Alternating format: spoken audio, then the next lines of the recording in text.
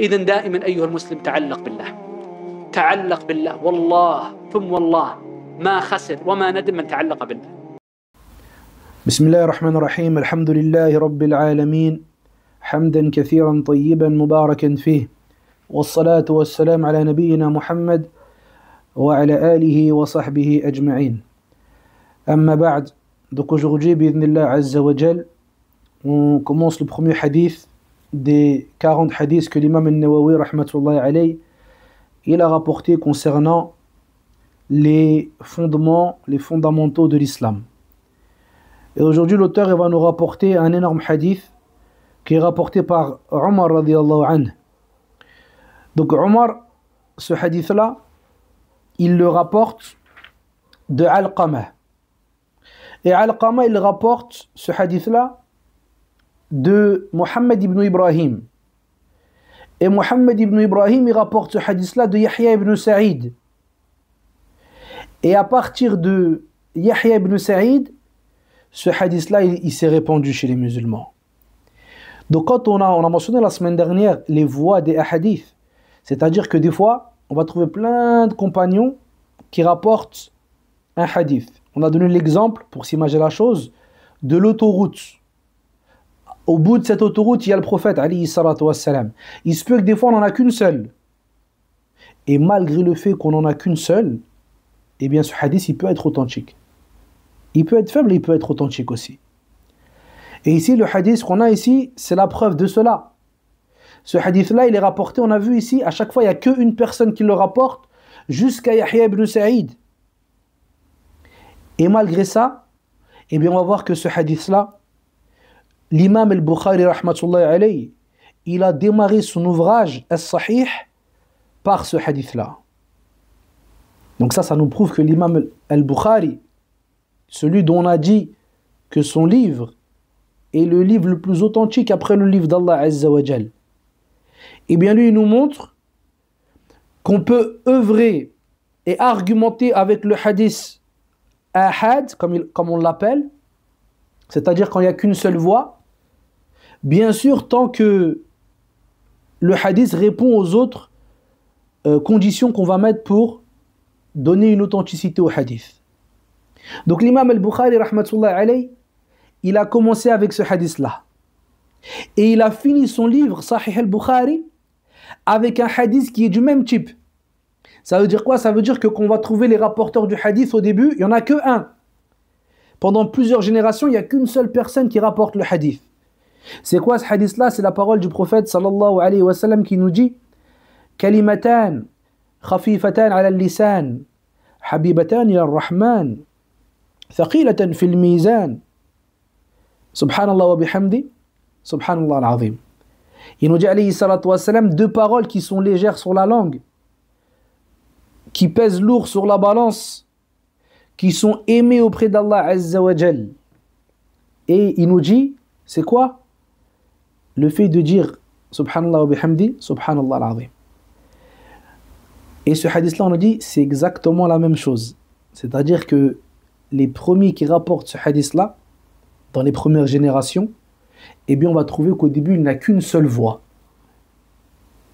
Donc là, on comprend que beaucoup qui sont venus, qui ont prétendu que le hadith ne peut pas être authentique s'il est venu que d'une seule voix, eh bien on voit que l'imam al-Bukhari, rahmatullahi alayhi, il leur répond directement. Et les gens du hadith, ils sont tous d'accord sur le Bukhari. Donc on a dit, dans les actions de la vie de tous les jours, c'est ce qui va faire venir la récompense au serviteur. À titre d'exemple, la personne qui prie et qui n'a pas d'intention, alors sa prière elle est caduque. Celui qui va jeûner Ramadan et qui n'a pas d'intention, son jeûne il est caduque. Taïb. Celui qui va manger, dormir, boire, toutes les choses de la vie de tous les jours, et qui dans cela n'aura pas d'intention, eh bien on ne dira pas qu'il a un péché, mais on dira que s'il met une intention de renforcer son corps pour adorer Allah Azza wa Jal et autres, eh bien à ce moment-là il aura des bonnes actions et il sera rétribué pour son intention. Donc les savants ils nous disent que l'intention elle se divise en plusieurs catégories. On va avoir une intention qu'ils appellent تمييز العبادات بعضها عن بعض, le fait de différencier les actions les unes par rapport aux autres, comme celui qui va prier al-dhuhr et qui aura l'intention de l'asr, alors sa prière elle est caduque, ou bien celui qui va prier la prière ou qui va jeûner mathalan, un jeûne surrogatoire en mettant l'intention de jeûner Ramadan. Donc ça c'est ce qu'on appelle le fait de différencier les adorations les unes des autres. Et cette intention-là, eh bien on va trouver que le fuqaha, il mentionne beaucoup cette intention-là dans les livres de fiqh. Donc c'est pour ça que c'est important que la personne, quand il apprend et quand il lit, il connaisse la terminologie des savants de cette matière-là. Le deuxième type d'intention, c'est, il l'appelle de différentes manières les gens de science, mais on peut dire لِتَمْيِيزِ الْمَقْصُودِ بِالْعَمَلِ. C'est pourquoi différencier ce qui est voulu à travers l'action. Et ce type d'intention-là, on va la trouver chez les savants de la aqida en général. Quand tu vas lire dans la aqida, la niyya, elle fait référence à ça ici. Ce que la personne recherche. Pourquoi la personne il a œuvré. Et l'imam Ibn Rajab, rahmatullahi alayhi, il dit, et ce sens-là de l'intention, c'est ce qu'on retrouve beaucoup chez les pieux prédécesseurs. Et que c'est venu aussi dans beaucoup de textes. Le fait de rechercher par ses actions le visage d'Allah Azza wa Jal. Le prophète alayhi salatu wassalam, il nous dit dans le hadith rapporté par Sa'd ibn Abi Waqqas radiyallahu anhu, il nous dit alayhi salatu wassalam, innaka lan tunfiqa nafaqatan tabtaghi biha wajha Allah illa uthibta alayha. Il dit alayhi salatu wassalam, tu ne donnes pas une dépense pour tes proches en recherchant le visage d'Allah Azza wa Jal sans que tu sois récompensé dans cela.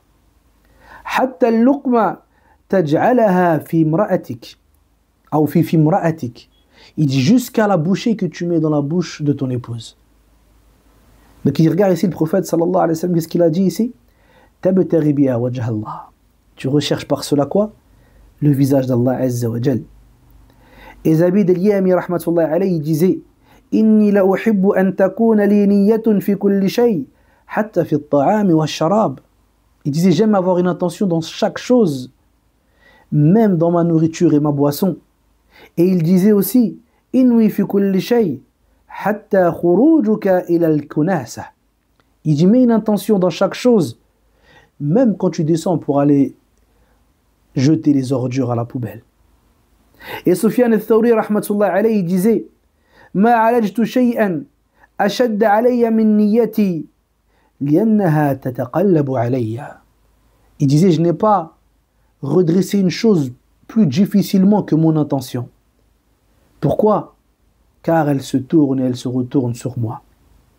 Et Abdullah ibn Mubarak rahmatullahi alayhi, il a une parole exceptionnelle. Il disait rahmatullahi alayhi رب عمل صغير تعظمه النية ورب عمل كبير تصغره النية. Il disait il se peut qu'une petite action elle devient grande de par l'intention, et il se peut qu'une grande action elle devienne toute petite par la cause de l'intention.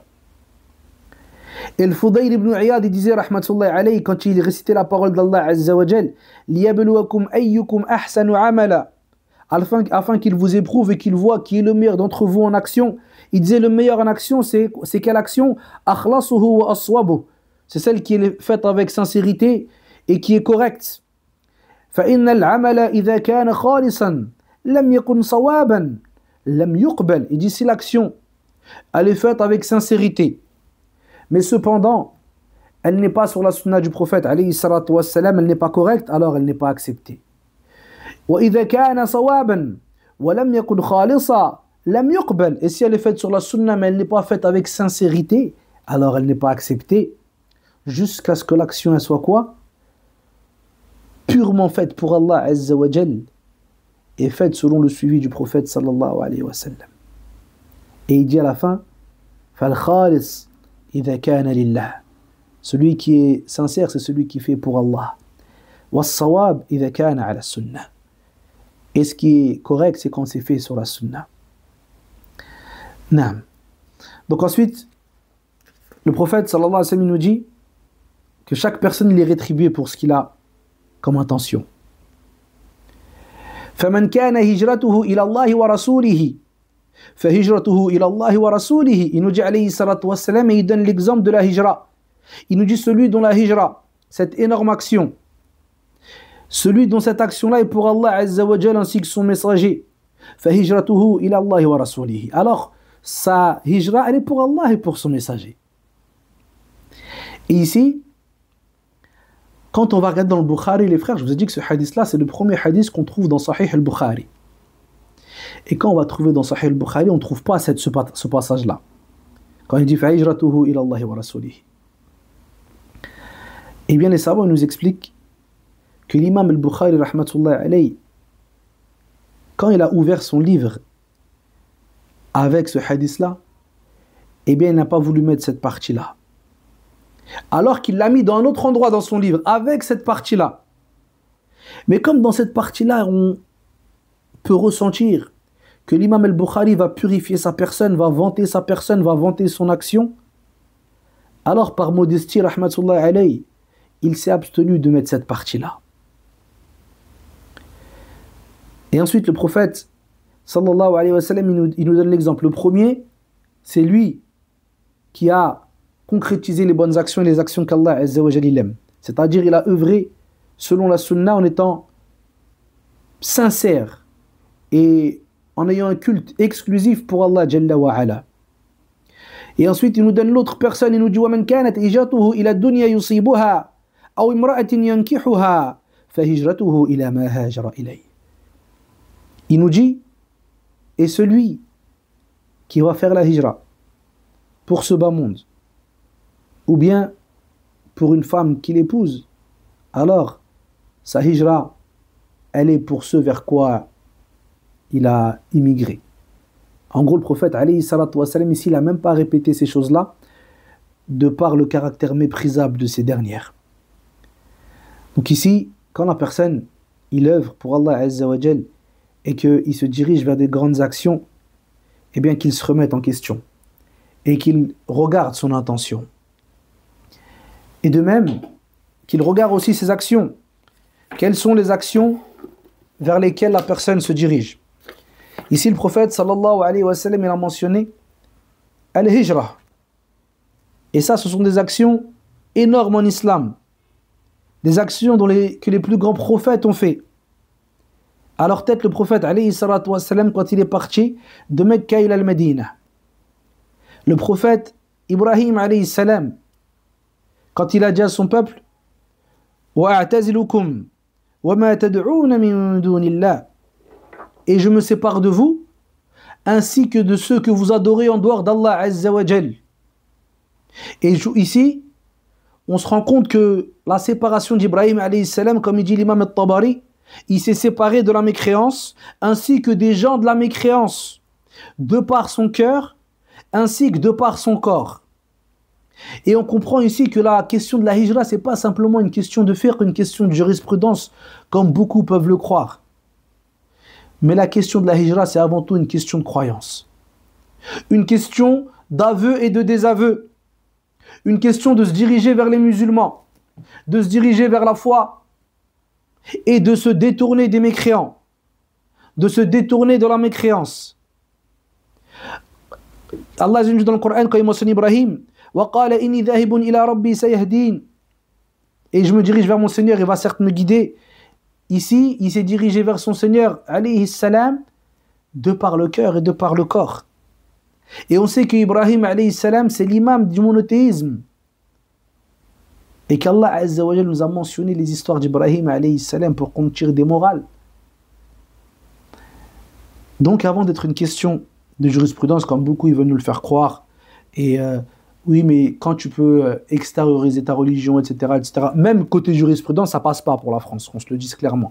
Mais avant ça, c'est une question de foi. Le fait que toi, tu pars avec les gens qui disent La ilaha illallah, même s'ils ont des péchés grands comme les montagnes, au moins, c'est des gens qui unifient Allah Azza wa Jal, qui n'associent pas Allah Jalla wa Ala pour la grande grande majorité. Des fois, il y en a, c'est des petits malins. Ils vont chercher le 90% du pays, il est comme ça. Ils vont chercher dans les 10% qui restent. Ouais, mes frères, les jugements, on ne les construit pas sur les exceptions, on les construit sur la base. Taïe. Donc ici, l'imam Abdelkarim al-Khoudair, Cheikh Abdelkarim al-Khoudair, hafidahullah, il a un kalam qui est jamil dans ça, donc j'ai voulu vous le partager. Il nous dit, le hijra, c'est une action légiférée. La base dans le hijra en arabe, c'est at-tark. C'est le fait de délaisser. Il nous dit, wa fil istilah, c'est-à-dire dans la terminologie religieuse et scientifique. Il nous dit, c'est al-intiqal min balad al-kufr ila balad al-islam. Wa hiya wajibatun wa baqiyatun ila qiyam as-sa'a. Il nous dit, cette hijra, elle est obligatoire et elle perdure jusqu'à l'heure dernière, jusqu'à ce que l'heure elle arrive. Pourquoi certains ils vont dire quoi? Ils vont dire, le prophète sallallahu alayhi wa sallam, il nous dit, la hijrata ba'da al-fath. Il n'y a pas de hijra après al-fath, la conquête de Mecca. Walakin jihad wa niyya. Mais cependant, il y a un djihad et une intention. Oui, dans ce hadith-là, le prophète alayhi salatu wa sallam, il parle de la hijra de Mecca à Médine, parce que Mecca c'est devenu une terre d'islam. Il y a même dans ce hadith une preuve que Mecca serait une terre d'islam jusqu'à la fin des temps. Mais nous faire croire à travers ce hadith-là que la hijra n'est plus d'actualité, comme certains l'ont fait, subhanallah, jamais j'aurais cru entendre ça. Alors ça, c'est une ou bien une preuve d'ignorance, ou bien une injustice scientifique. Parce que le prophète, alayhi salatu wa salam, il nous dit dans le hadith, la tanqati'u la hijra. Il nous dit la hijra ne s'interrompra jamais jusqu'à ce que la tauba s'interrompt. Et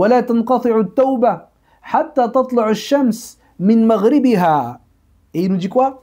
Et la tauba ne sera jamais interrompue jusqu'à ce que le soleil se lève de son couchant. Donc si le frère il veut être juste quand il dit il veut expliquer un hadith, qu'il vienne avec l'ensemble des textes. Naam. Ensuite, نعم.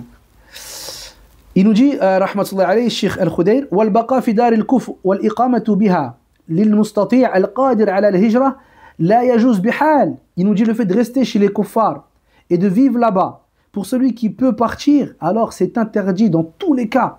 ويجب عليه أن يهاجر. Il lui est obligatoire de partir. Et ce savant, les frères, ce n'est pas un savant qui parle comme ça. Je vais vous expliquer à la fin pourquoi il dit ça. وذلك لعظم أمر البقاء بين ظهرين الكفار. Il dit pourquoi? Pour la grande dangerosité de rester entre les kuffars, chez les kuffars. وكم من إنسان انحرف وابتلي وامتحن حتى صرف عن دينه بسبب الإقامة بين الكفار. Il dit combien ils ont dévié, ils se sont détournés parce qu'ils sont restés chez les mécréants. وقد يحصل لضرار المسلمين في بلاد الكفر من الوقائع ما يندى له الجبين ويعتصر له القلب ألما. Donc il nous dit hafidhahullah, il nous dit et il va arriver pour les générations de ceux qui vont rester là-bas des choses, il y a donné une expression en gros qui donnent des sueurs froides entre guillemets et qui font en sorte que le cœur se déchire de douleur.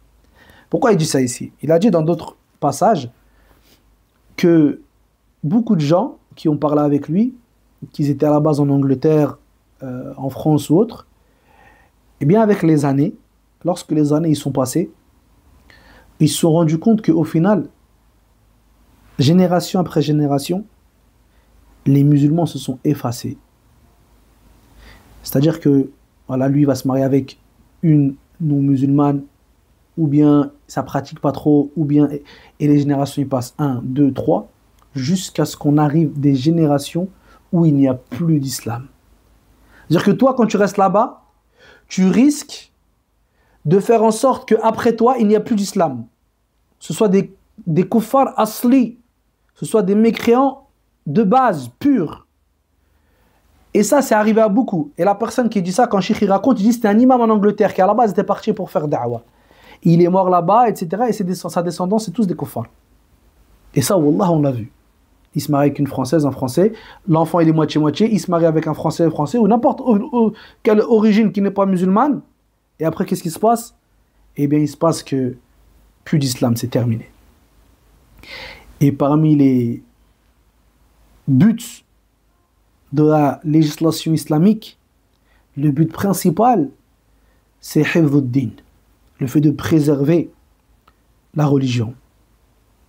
Donc ici, il y a quelque chose de dangereux, quelque chose de très dangereux dans cela. Et c'est pour ça que Cheikh Abdelkarim Al-Khoudayl, il a mentionné cela. Parce que lui, justement, il connaît ces choses-là de par son expérience. Taïb. Donc ici, on revient au hadith et on voit que le prophète, sallallahu alayhi wa sallam, il a mentionné ici l'importance de la niyya. Ouais. Fouzi, tu m'entends bien?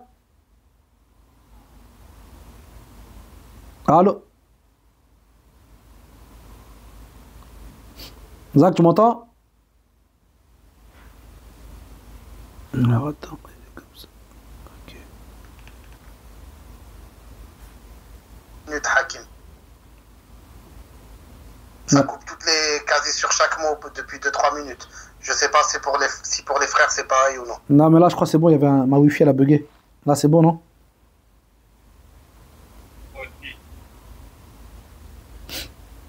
Ouais, c'est bon là?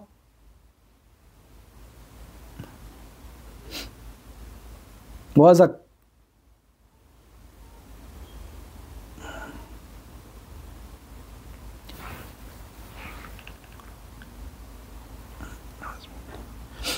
Fouzi, tu m'entends? Oui, là, je t'entends, tu m'entends? Ouais, c'est bon. Ouais, c'est la wifi, je crois, elle a bugué. C'est bon là?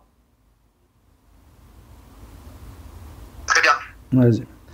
Donc on a dit le prophète, alayhi salatu wassalam, après avoir parlé de la hijra, il a appuyé dans beaucoup de textes sur l'intention. Il nous dit, alayhi salatu wassalam, Man qatala litakun kalimatullah al-ulya fahuwa fi sabilillah. Lorsqu'il lui a demandé, alayhi salatu wassalam, qui est le combattant fi sabilillah, il a dit, celui qui combat pour que la parole d'Allah azza wa jal soit la plus élevée, alors c'est lui qui est fi sabilillah. Et le prophète, alayhi salatu wassalam, dans un autre hadith, il nous mentionne, hadith connu, les 3 premiers, qu'on jettera en enfer, qu'on traînera en enfer sur leur visage. Il nous dit, alayhi salatu wassalam, un homme qui est mort martyr, et on le fera venir et on lui dira, tu as combattu pour Allah azza wa jal. Et lui, il dira, na'am, je suis mort fi sabilillah. Et on lui dira, kadhabt, tu as certes menti, mais plutôt tu as combattu pour qu'on dise un tel il est courageux. Et certes on l'a dit, et après on le jettera en enfer. Et de même un homme qui récitait le Coran et qui l'enseignait aux gens, et on lui montrera ces bienfaits là, et il les reconnaîtra. Et lorsqu'on lui dira est-ce que tu as fait ça pour Allah, il dirait naam, j'ai fait ça pour Allah azza wa jal. Et on lui dira tu as certes menti, et on le jettera en enfer. Tu as fait ça pour que les gens ils disent Foulan il a de la science, Foulan il a une belle récitation, Foulan il maîtrise bien le Coran. Tu as voulu avoir ça, tu l'as eu en enfer. Tu as été rétribué selon ce que toi tu voulais. Et la troisième des actions, le prophète il nous mentionne alayhi salatu wassalam, la personne qui faisait sadaqa et qui donnait son argent aux pauvres. Et on lui dira tu as donné ça pour Allah, il dira non. On lui dira tu as menti. Mais plutôt tu as fait ça pour qu'on dise un tel, oh mashallah, c'est un généreux. Allah il aide les pauvres, il aide les gens. Et tu as eu ce que tu voulais. Ça c'est lourd ici. Ici on lui fera comprendre à cette personne-là que ce pourquoi tu as eu l'intention, tu l'as eu. Mais quand tu arrives au Al-Qiyam, le fait que les gens ils ont dit il est courageux, le fait que les gens ils ont dit il a de la science, le fait que les gens ils ont dit il est généreux, Wallah yawm al-qiyamah ça sert à rien. Toi tu voudras juste, à ce moment-là là, tu voudras juste qu'Allah azza wa jal il soit satisfait de toi, qu'il te pardonne tes péchés et qu'il accepte tes bonnes actions. C'est juste ça qu'on voudra à ce moment-là. Mais dans ce bas monde, les personnes faibles que nous sommes, eh bien on se laisse détourner. Il nous dit alayhi salatu wassalam, toujours dans le sens d'appuyer l'intention, il nous dit celui qui apprend la science, une science mimma yubtagha bihi wajhullah, par laquelle on recherche le visage d'Allah azza wa jal, la yata'allamuhu illa liyusiba bihi aradan min ad-dunya, il ne l'apprend juste que pour avoir une part de ce bas monde. Il nous dit quoi alayhi salatu wassalam, lam yajid arfa al-janna yawm al-qiyamah, il nous dit celui-là il ne verra pas quoi, il ne sentira pas l'odeur du paradis le jour du jugement dernier. Et il nous dit dans l'autre hadith, من طلب العلم ليماري به السفهاء أو يجاري به العلماء أو يصرف به وجوه الناس أدخله الله النار. Car il nous dit quoi, alayhi salatu wassalam, celui qui apprend la science pour débattre avec les faibles d'esprit, pour concurrencer les savants, ou bien pour que les visages des gens se retournent vers lui, subhanallah, Allah Azza wa Jalla le rentrera en enfer. Là, comment c'est dangereux, akhi. Nous, aujourd'hui, on met nos caméras, on n'a même pas purifié notre nafs, on n'a même pas cette crainte d'Allah Azza wa Jalla qui fait qu'on va essayer de faire attention et on se jette dans cet océan qui est dangereux. Donc la personne ici craint Allah Azza wa Jalla dans ces choses-là. On va finir sur la parole d'Ibn Rajab al-Hanbali rahmatullahi alayhi où il mentionne un détail dans la niyya. Donc il dit la niyya, parmi les choses qui s'y opposent, on a l'ostentation. Le fait que la personne il fasse son action en faisant attention au regard des autres. Donc il y a, on va dire, trois types d'une manière générale. On va diviser l'ostentation en trois types. La première, c'est l'ostentation pure et dure. Ça veut dire que de A à Z, son action à lui là, elle est pour autre qu'Allah Azza wa Jal. C'est-à-dire il va rentrer en prière à 100% pour les gens. Alors lui, il nous dit, Ibn Rajab, hada, c'est pas le croyant qui fait ça. Ça, c'est le munafiq. Bien sûr, son action n'est pas acceptée. Et lui, on a peur que sa foi ait disparu. Parce que lui, il a fait une adoration pour autre qu'Allah Azza wa Jal. Et il nous dit, et des fois, on a l'autre. Celui qui va œuvrer pour Allah et qui va œuvrer aussi pour les gens. Alors lui, il nous dit quoi les savants? Il n'y a aucun doute que celui-là, son action est caduque. Son action est rejetée. Lui, d'entrée, il est rentré dans l'action. Ah, punaise. Ça a coupé.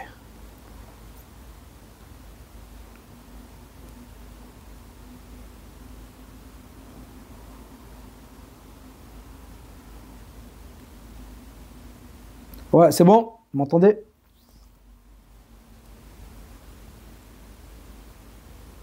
Non, Inch'Allah, vous m'entendez. Donc on a dit le deuxième type, c'est qui? Celui qui est rentré dans l'action. Il est rentré dans l'action avec l'envie de faire pour Allah Azza wa Jal et de faire aussi pour les gens. Donc on a dit, celui-là, les savants nous disent, il n'y a aucun doute que son action, elle est caduque. Et ensuite on a... Ah, subhanallah, Ajib, ça coupe. Ouais, Fouzi, tu m'entends? Oui, c'est bon. Ouais. Donc on a dit, troisième type de personne, c'est celui qui va rentrer dans l'action. Et à la base, son action, elle est pour Allah Azza wa Jal. Mais dans son action, eh bien, il y a l'ostentation qui va venir. Et lui, il la rejette. Il va dire, ah, regarde, les gens, ils te voient, t'en fais bien et tout. Mais dès que ça vient, ça, il rejette. L'imam Ahmed, rahmatullahi alayhi, et d'autres parmi les savants, ils disaient, il n'y a même pas de divergence sur le fait que son action, elle est correcte. Maintenant, le problème, c'est celui qui va rentrer dans l'action avec une bonne intention. Et par la suite, va venir ces shubuhat, là, ces wasawi, ces insufflations et l'ostentation. Donc ici, la base, les savants nous disent que celui-là, la base de son intention, elle est bonne. Et il sera rétribué pour son intention. Et son action ne sera pas annulée. Cependant, ça c'est quand c'est quoi? C'est une action qui est unique, comme la prière. C'est-à-dire, on a besoin de la prière, c'est une action unique du début à la fin. Par contre, quand c'est une action qui peut se couper en plusieurs parties, si à un moment il a de l'ostentation, à un moment il fait ça pour Allah Azza wa Jal, et il est dans ce combat-là, eh bien ils nous disent que sa rétribution, elle sera coupée en plusieurs parties. Selon ce qu'il a eu comme ikhlas, comme sincérité dans son action, il sera rétribué. Et selon ce qu'il a eu comme ostentation et qu'il a pris en compte le regard des gens, et bien sur ça, il sera puni. Donc sur cette base-là, on comprend qu'il y a trois types d'interaction avec l'ostentation pour le croyant.